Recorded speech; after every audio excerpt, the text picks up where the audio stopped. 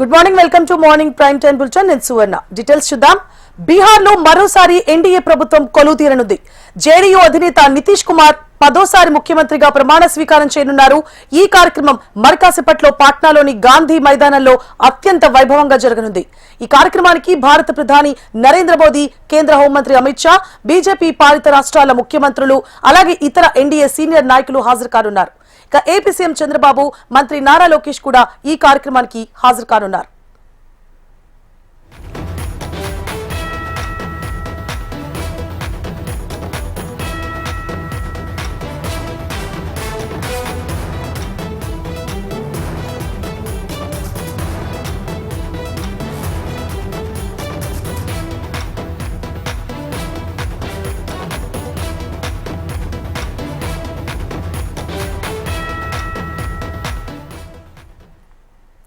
ఇటీవల జరిగిన అసెంబ్లీ ఎన్నికల్లో ఎన్డీఏ అద్భుత విజయం సాధించింది.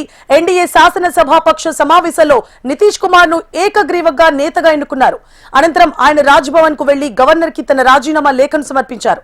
అదే సమయంలో ఎన్డీఏ మిత్రపక్షాల మద్దతు లేఖను కూడా సమర్పించి రాష్ట్రంలో కొత్త ప్రభుత్వాన్ని ఏర్పాటు చేసేందుకు హక్కు కోరారు. గవర్నర్ అనుమతితో ఇవాళ ప్రభుత్వాన్ని ఏర్పాటు చేయనున్నారు. 243 స్థానాలున్న బీహార్ అసెంబ్లీలో ఎన్డీఏ కూటమి ఏకంగా 202 స్థానాలను కైవసం చేసుకుని తిరుగులేని మెజారిటీని సాధించింది. ఈ భారీ విజయంతో బీహార్ లో మరోసారి నితీష్ నాయకత్వంలో ఎన్డీఏ ప్రభుత్వం అధికార పగ్గాలు చేపట్టనుంది. మరిన్ని డీటెయిల్స్ ని మా ప్రతినిధి ఆర్కే ఫోన్ లైన్ లో అందించడానికి సిద్ధంగా ఉన్నారు. ఆర్కే, మరికొద్దిసేపట్లో బీహార్ సీఎం గా నితీష్ కుమార్ ప్రమాణ స్వీకారం చేయబోతున్నారు. 10వ సీఎం ఆయన. మరి అంతకుముందు జేడీయూ ఎమ్మెల్యేలు తమ శాసనసభా పక్ష నేతగా నితీష్ కుమార్ ని ఎంచుకున్నారు. సచివాలయంలోని సంవాద్లో జరిగిన కార్యక్రమంలో నితీష్ కుమార్ ను శాసనసభా పక్ష నేతగా విజయ్ చౌదరి, ఉమేష్ కుష్వా ప్రతిపాదించగా పార్టీ నేతలు మద్దతు తెలిపారు. మరోవైపు బీజేపీ శాసనసభా పక్ష నేతగా తారాపూర్ ఎమ్మెల్యే సామ్రాట్ చౌదరిని ఎన్నుకున్నారు. బీజేపీ కేంద్ర పరిశీలకుడిగా హాజరైన ఉత్తరప్రదేశ్ ఉప ముఖ్యమంత్రి కేశవ్ ప్రసాద్ మౌర్య ఈ విషయాన్ని ప్రకటించారు. మరికొద్ది సేపట్లో గాంధీ మైదానంలో ముఖ్యమంత్రిగా నితీష్ ప్రమాణ స్వీకారం చేయబోతున్నారు. అయితే ఈ మంత్రివర్గ కూర్పుకు సంబంధించి కూడా భాగస్వామ్య పక్షాల మధ్య ఒక నిర్ణయానికి వచ్చినట్టు తెలుస్తుంది. ప్రతి 6 ఎమ్మెల్యేలకు ఒక మంత్రి పదవి ఫార్ములాకు ఎన్డీఏలోని పార్టీల సూత్రప్రాయంగా అంగీకరించినట్లు సమాచారం.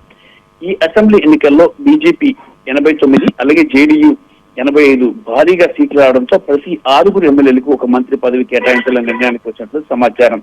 ఈ ఫార్ములా ప్రకారం చూసుకున్నట్టయితే బీజేపీకి 15 మంత్రి పదవులు, 15 నుంచి 16, జేడీయూకి 14, రామ్ విలాస్ పాస్వాన్ ఎల్జేపీకి పార్టీకి 3, ఆర్ఎంఎల్, హెచ్ఏఎంలకు ఒక్కొక్కటి చొప్పున మంత్రి పదవులు లభించే అవకాశం కనిపిస్తున్నాయి. అయితే ఇక్కడ బీజేపీకి 15, అలాగే జేడీయూకి 15 ఈక్వల్గా ఇవ్వాలని డిసైడ్ అయినట్లు సమాచారం అందుతోంది. దాంతో పాటు ఒక ఉప ముఖ్యమంత్రి పదవిని బీజేపీకి, మరో ఉప ముఖ్యమంత్రి పదవిని ఎల్జేపీకి ఇవ్వాలనే ఆలోచన కూడా కేంద్రం, దాన్ని కూడా బీజేపీ అగ్ర నాయకత్వం ఆమోదించినట్లు సమాచారం అందుతుంది. మరి ఇటీవల జరిగిన బీహార్ అసెంబ్లీ ఎన్నికల్లో ఎన్డీఏ కూటమి 243 సీట్లకు గాను ఏకంగా 202 సీట్లు సాధించి ఘన విజయం సాధించింది. బీజేపీ ఏకంగా 89 సీట్లు సాధించి బీహార్ లో సింగిల్ లార్జెస్ట్ పార్టీగా అవతరించింది. జేడీయూ 85, ఎల్జేపీ 19, అలాగే హెచ్ఏఎం 5, ఆర్ఎల్ఎం 4 సీట్లు చొప్పున సాధించాయి. కాగా మహాగఠబంధన్ కేవలం 35 సీట్లతో ఘోర పరాజయాన్ని మూటగట్టుకుంది. ఇక ఎంఐఎం పార్టీ బీహార్ లోని ముస్లింల మెజార్టీ స్థానాల్లో తమదైన ముద్ర వేసి 5 స్థానాల్లో గెలవడం విశేషం. అది బహుజన్ సమాజ్ పార్టీ 1 స్థానంలో గెలుపొందింది. మరోవైపు ఎన్నికల వ్యూహకర్త ప్రశాంత్ కిషోర్ పార్టీ నెలకొన్న జనస్వరాజ్ పార్టీ కనీసం ఖాతా కూడా తెరవలేకపోయింది.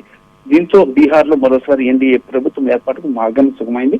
మరి ఈ రోజు జరగబోయే భారీగా అంగరంగ వైభవంగా జరగబోయే ప్రమాణ స్వీకార కార్యక్రమానికి ఆంధ్రప్రదేశ్ ముఖ్యమంత్రి చంద్రబాబు నాయుడు, అలాగే ఉప ముఖ్యమంత్రి పవన్ కళ్యాణ్, అలాగే మంత్రి నారా లోకేష్ ముగ్గురు కూడా హాజరవుతున్నట్లు సమాచారం అందుతుంది. ప్రధానమంత్రితో పాటు పలువురు కేంద్ర మంత్రులు, బీజేపీ పాలిత రాష్ట్రాల ముఖ్యమంత్రులు, ఎన్డీఏ భాగస్వామ్య పక్షాల నేతలు కూడా ఈ కార్యక్రమానికి హాజరవుతున్నట్లు సమాచారం. Right, thank you for the updates RK.